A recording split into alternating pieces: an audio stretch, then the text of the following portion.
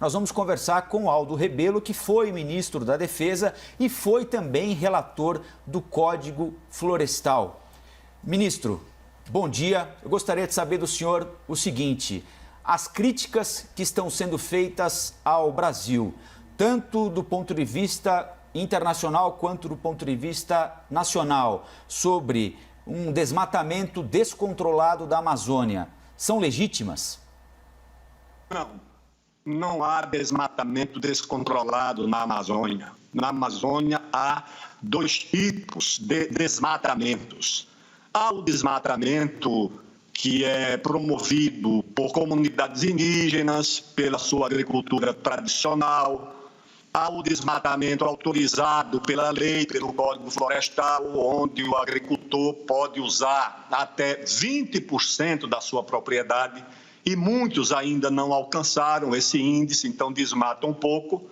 E há o desmatamento criminoso, o desmatamento clandestino, o desmatamento ilegal, como há no país, infelizmente, ilegalidade em tudo quanto é lugar, no trânsito, no comércio, e que isso precisa ser reprimido. O desmatamento ilegal precisa ser, de fato, contido, reprimido, mas o que há na Amazônia, na verdade, o dramaturgo escreveu a comédia de erros, e na Amazônia nós vivemos a tragédia de erros, a tragédia de equívocos, de enganos. É a região mais incompreendida do nosso país. E hoje, sob uma grande pressão internacional, porque as empresas que assinam aquele manifesto estão sob pressão dos seus acionistas. Os europeus têm uma opinião pública muito sensível à questão ambiental, principalmente os eleitores. Haja vista as eleições francesas, quando o presidente sofreu uma grande derrota para a corrente dos ambientalistas e dos verdes. E esses líderes políticos, na França, na Alemanha, falam para os seus eleitores, não estão muito preocupados com o Brasil, não. Agora exercem indiretamente uma grande pressão sobre o Brasil e principalmente sobre a área mais protegida e mais preservada do mundo. Não há em nenhuma área do planeta um hectare, 1 metro quadrado mais protegido do que o Brasil tem na Amazônia. Nenhum país europeu, nem asiático, nem na América do Norte há tanta proteção para florestas, para áreas verdes, para rios, como nós temos na Amazônia. E qual é a tragédia? Parece que o Brasil tem naquela região a maior ameaça ao meio ambiente do mundo, o que evidentemente não é verdade. Ministro, Elizavec falando com o senhor agora, bom dia. Essa pressão que a gente tem visto dos investidores, ela pode de alguma maneira provocar uma mudança significativa no problema das queimadas nessa região? As queimadas, Elizabeth, obedecem a uma série de fatores. O primeiro deles é a chamada queimada sazonal, são os incêndios sazonais. E os mais graves nem são na Amazônia, são nos Estados Unidos. A Califórnia chega a queimar quase inteira, com mortes, como aconteceu em Portugal, na África, na Rússia, na Europa inteira. Ou seja, essas queimadas obedecem a ciclos sazonais. E na Amazônia elas acontecem nesse governo, aconteceram algumas até mais graves nos governos do presidente Lula, tá certo? Quando os ambientalistas tinham grande influência no Ministério do Meio Ambiente, elas aconteceram, não só no Brasil, aconteceram no mundo.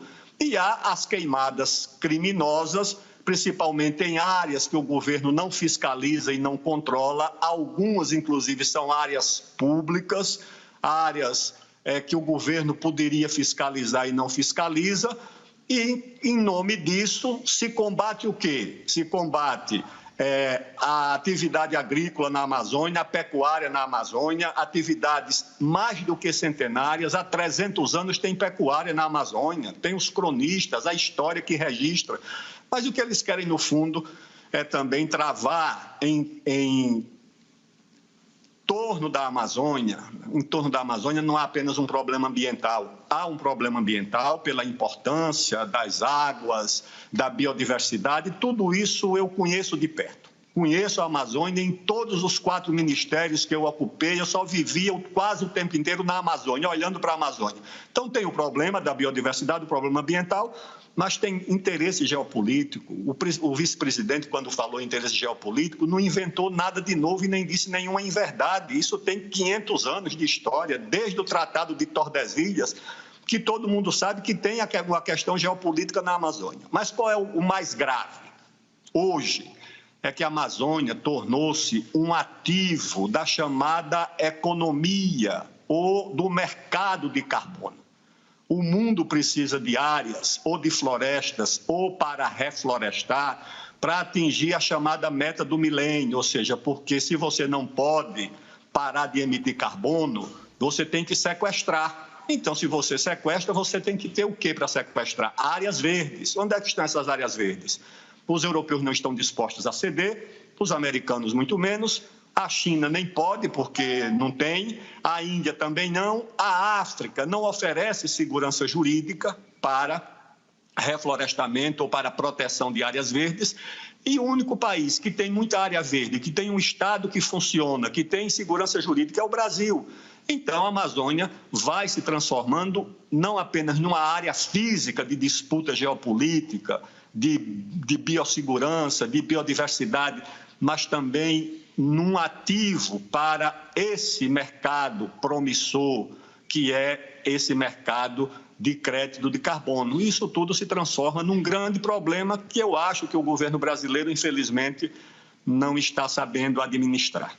Agora, ministro, o INPE divulgou na semana passada que o desmatamento entre 1º de janeiro e 30 de junho deste ano aqui aumentou 26% na relação com o mesmo período do ano passado.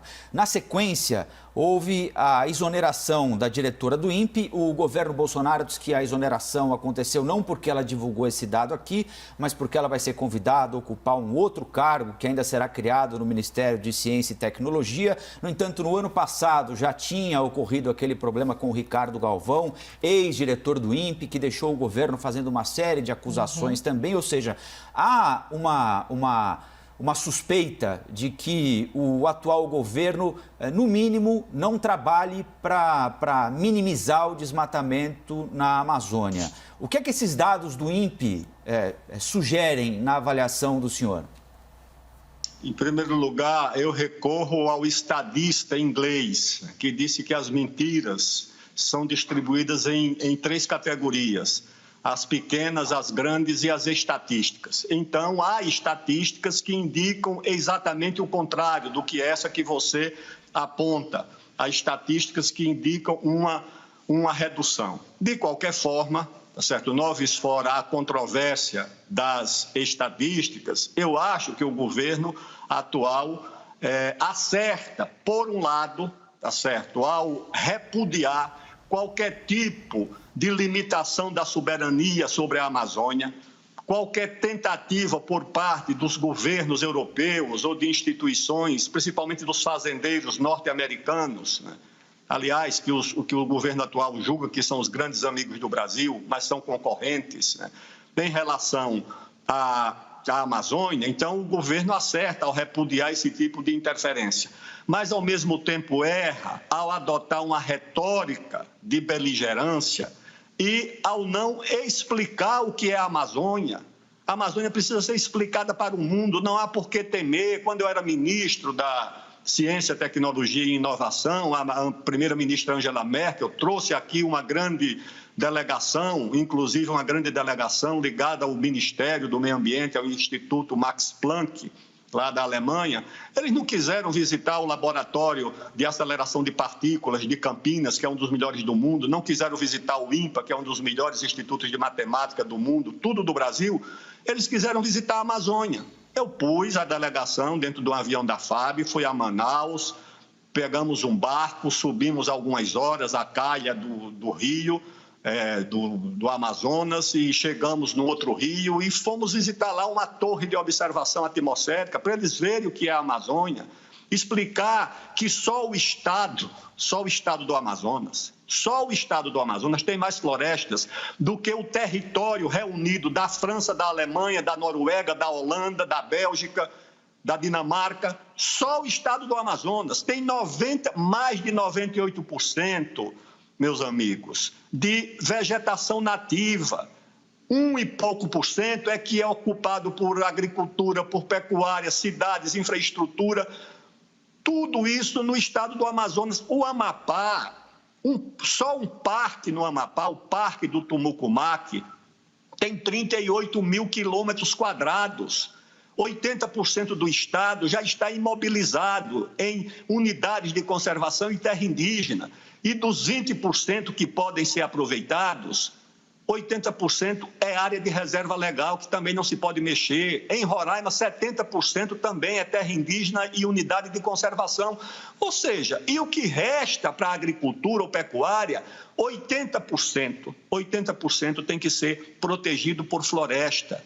Qual é a área que o agricultor europeu ou norte-americano destina para a proteção ambiental? Vocês sabem dizer? Nenhuma, zero. Essa expressão, reserva legal, nem existe no direito ambiental da Europa e dos Estados Unidos. E agora é nós que vamos para o banco dos réus, acusados de sermos irresponsáveis com a questão do meio ambiente, com o aquecimento global. Paciência. Não, senhor, isso é inaceitável. Tem que se explicar para os europeus. Chame essas universidades europeias, chame as universidades norte-americanas, chame esses governantes. E não precisam ir clandestinamente. Uma vez um comandante das Forças Armadas me falou que flagraram o rei da Noruega clandestino, sem avisar ao Itamaraty, acampando numa terra indígena lá na Amazônia, sem conhecimento do Estado brasileiro. Os reis e os dirigentes da Europa não precisam entrar clandestinamente. O governo brasileiro tem a obrigação de levá-los para conhecer e para ver como nós temos a maior área de florestas protegida em todo o mundo. Tem problema? Tem atividade ilegal? Tem. Agora eu pergunto, por que é que não querem a regularização fundiária? O desmatamento acontece principalmente nas áreas ilegais. A regularização fundiária seria uma outra forma de proteger. Tem gente ali desde a década de 70, levada pelo governo. O governo levou brasileiros de tudo quanto é lugar, do Nordeste de São Paulo, do Rio Grande do Sul, do Paraná. Venham para a Amazônia, que é uma terra sem homens para os homens sem terra. Venham para a Amazônia, integrar para não entregar. Venham para a Amazônia. Esses brasileiros foram. Muitos morreram de malária, muitos perderam entes queridos, muitos tiveram que sobreviver lá, colocando água, luz nas suas propriedades, nas suas vilas, fazendo as estradas. O governo abandonou essas pessoas e elas vivem abandonadas até hoje. Muitas pagaram pelas suas terras que foram adquiridas em leilão público. Para o ministro. O que é que acontece? Até agora não foi legalizada essa terra e tem muita gente que não quer regularizar. Não, isso é inaceitável. Ontem, o vice-presidente Hamilton Mourão, que deve falar daqui a pouquinho de novo e a gente está acompanhando, já vamos transmitir assim que começar, ele usou uma expressão como se o Brasil estivesse num ringue, numa luta, e ele admitiu que o Brasil foi colocado no corner, que é quando o adversário avança sobre o outro e o leva para o canto do ringue ali, né? Como é que o Brasil pode sair do ringue nessa disputa que o senhor entende ser muito mais uma disputa retórica do que concreta? Os europeus sabem que isso é retórica. Certa vez eu estava na Suécia e sentou ao meu lado no almoço, numa missão oficial, a ministra do Meio Ambiente da Suécia. Ela perguntou pelos índios, o europeu pergunta primeiro, né? Parece que nós, quando acordamos, temos como a primeira missão ou perseguir índio ou queimar floresta. Então, pergunta pela Amazônia, pergunta pelos índios. Eu expliquei como é que é a política para as florestas, para as nações indígenas, para os povos indígenas. E aí eu perguntei para ela, eu digo, e nós temos a reserva legal na Amazônia de 80%. E aqui, qual é a reserva florestal na Suécia? Ela ficou olhando assim, entre surpresa, espantada, chamou um assessor que saiu, consultou, voltou, até que ela me deu a resposta. Disse, não, isso é uma coisa que só existe no Brasil, no direito da Suécia, nós não temos isso. No entanto, uma rede de supermercados da Suécia resolve boicotar, resolve sancionar produtos da agricultura e da agropecuária no Brasil. Portanto, não é uma coisa fácil. O vice-presidente tem razão. O Brasil foi colocado no canto do ringue, está sendo ameaçado de sofrer sanções de tudo quanto é jeito, sanções comerciais privadas, sanções públicas, a ameaça do acordo Brasil-Mercosul, parlamentos europeus votando contra, por essa tragédia de de erros em torno da Amazônia. E aí, o que é que o governo faz? Aumenta a perseguição. Eu tenho contato no Acre, chega a Polícia Federal com o IBAMA dentro de uma reserva, da reserva Chico Mendes, para perseguir um agricultor que está criando uma vaca, plantando um pé de macaxeira, porque eles foram fazer as reservas exatamente onde tem mais gente. Por quê? Porque eu acho que a intenção é tirar essas pessoas da Amazônia, é desantropizar, para usar essa linguagem conhecida. Então, Colombo, o Brasil vai ter muita dificuldade mesmo, vai precisar de um grande esforço diplomático, e na diplomacia é uma área onde o Brasil vai mal, tá certo? Com pouca credibilidade, vai precisar de um grande esforço de explicação, de ouvir as universidades da Amazônia, lá tem especialistas, o Brasil tem um dos seus melhores institutos de pesquisa, um dos melhores do mundo nessa área, que é o Instituto Gueldi, lá de Belém do Pará, tem o INPA na Amazônia. Agora, a mídia do Sul e do Sudeste, lamentavelmente, quando quer falar sobre a Amazônia, não ouve as universidades, não ouve a Amazônia, só quer ouvir ONG, muitas delas que têm os seus escritórios na Europa. Ou seja, então o sujeito abre um escritório na Bélgica, em Barcelona, para falar mal do Brasil e vira autoridade sobre a Amazônia. Essas pessoas que têm acesso aos recursos. Eu fui do Conselho de Administração do BNDES, onde está o dinheiro do Fundo Amazônia.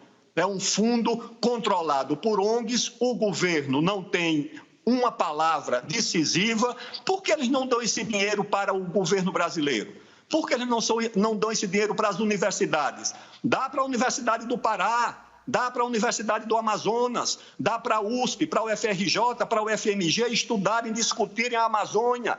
Eles podiam dar isso para o Instituto Gueldi, para o Instituto de Pesquisa da Amazônia, para o Instituto Mamirauá, que é um instituto que temos lá no interior do Amazonas. Não, é tudo com as ONGs. A Embaixada da Noruega tem um diplomata exclusivamente para discutir Fundo Amazônia, para discutir a questão ambiental. Não, eu acho que isso é, sinceramente, inaceitável. O Brasil, com tranquilidade, com serenidade, com esforço para explicar a Amazônia, que nós explicamos desde o Euclides da Cunha.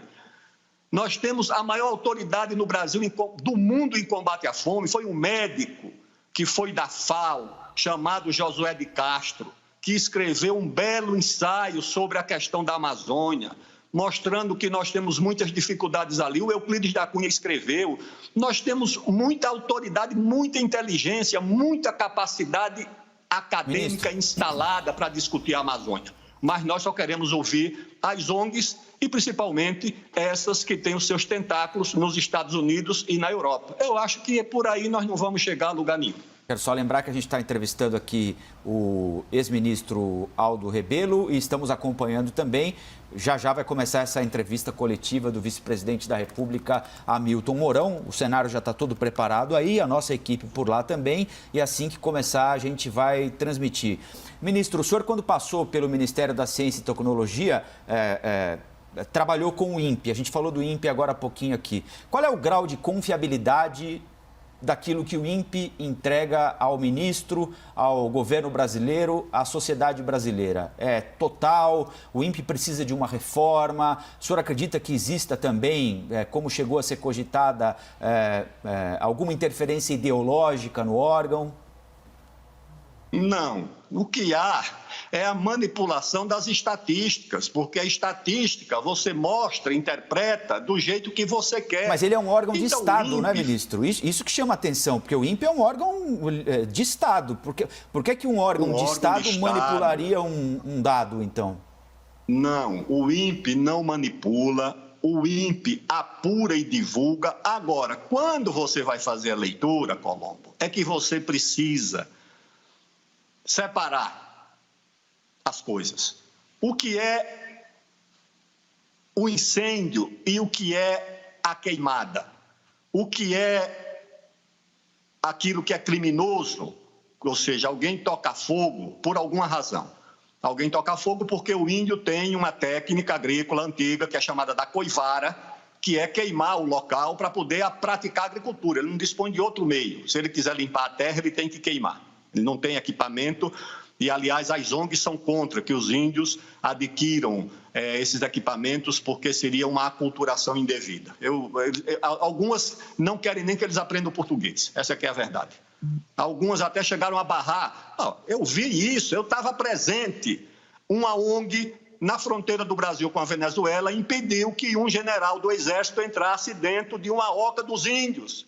Permitiram que eu entrasse porque eu era deputado. A moça da ONG disse, não, o senhor entra porque é deputado. O general, o coronel, esse coronel que hoje foi comandante do Exército, Vilas Boas, estava comigo.